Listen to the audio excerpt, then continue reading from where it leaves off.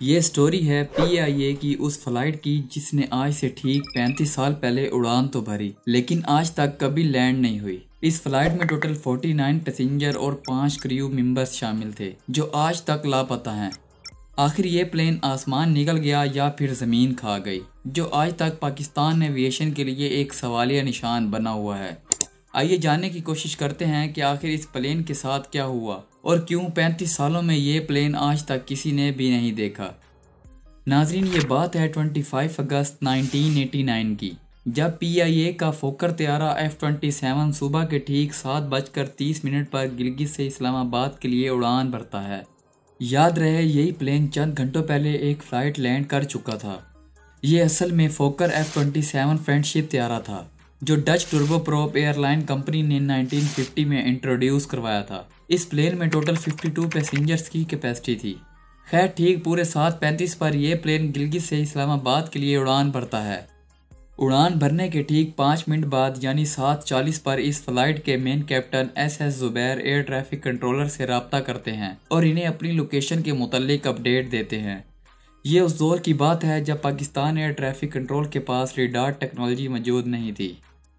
गिलगित से इस्लामाबाद की ये फ़्लाइट 1 घंटा 10 मिनट की थी, जिसमें प्लेन को 3 माउंटेन रेंजेस के ऊपर से गुजरना होता था, जिसमें हिमालय, हिंदुकुश और कराकोरम रेंज आती है।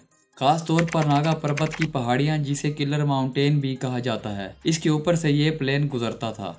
PK-404 का आखिरी मैसेज जो कि 7:40 पर एयर ट्रैफिक कंट्रोल की तरफ से जाता है। ATC के बार बार राब्ते के बावजूद जब PK-404 से कोई जवाब नहीं आता तो फ़ौरन इमरजेंसी डिक्लेयर कर दी जाती है और साथ ही सिविल एविएशन को फ़ौरन इतला दे दी जाती है।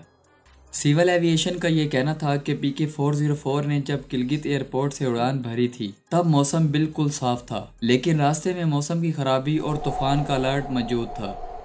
प्लेन के लापता होने की खबर जंगल में आग की तरह फैलना शुरू हो गई और फिर तमाम इदारों को अलर्ट कर दिया गया था।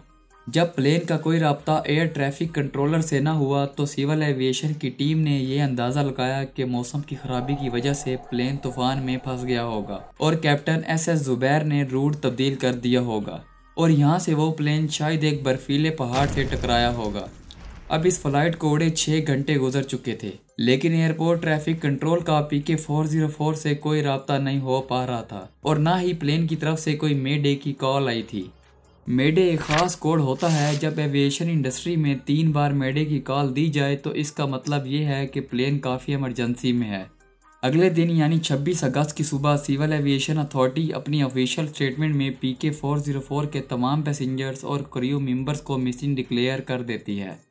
उस वक्त की प्राइम मिनिस्टर बेनज़ीर भुट्टो फ़ौरन ही सर्च ऑपरेशन का हुक्म देती है और इत्तफाक से जिस दिन ये प्लेन मिस हुआ था ठीक उसी दिन कुछ क्लाइबर नागा पर्वत पर क्लाइब कर रहे थे और इन क्लाइबर्स का ये कहना था कि उन्होंने नागा पर्वत के ऊपर से एक जहाज़ को गुजरते हुए देखा है। इस बयान की बुनियाद पर पाकिस्तान आर्मी, पाकिस्तान एयरफोर्स और PIA ने मिलकर एक एरियल ऑपरेशन शुरू कर दिया।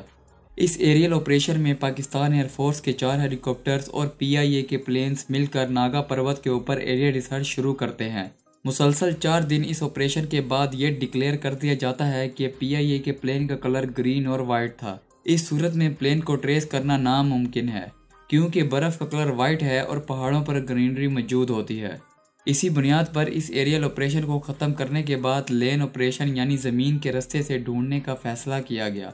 कई दिनों की मेहनत और सर्चिंग के बाद भी जब इस प्लेन का कोई नामो निशान न मिला तब इस लैंड ऑपरेशन को भी ख़त्म करना पड़ा। जब ये तमाम सर्च ऑपरेशंस फेल हुए तो एक पॉइंट के बाद पाकिस्तान की गवर्नमेंट ने इन तमाम पैसेंजर्स और क्रू मेंबर को डेथ डिक्लेयर कर दिया। इस वाक़े को आज 35 साल गुजर चुके हैं, मगर आज तक ये प्लेन और इसमें मौजूद पैसेंजर्स का किसी को भी पता नहीं। ना ही इनकी डेड बॉडीज़ मिली और ना ही प्लेन का कोई टूटा हुआ हिस्सा मिला। उम्मीद है आपको हमारी आज की वीडियो पसंद आएगी। अगर वीडियो अच्छी लगी हो तो वीडियो को लाइक और दोस्तों के साथ शेयर लाजमी करो। मिलते हैं अगली वीडियो में।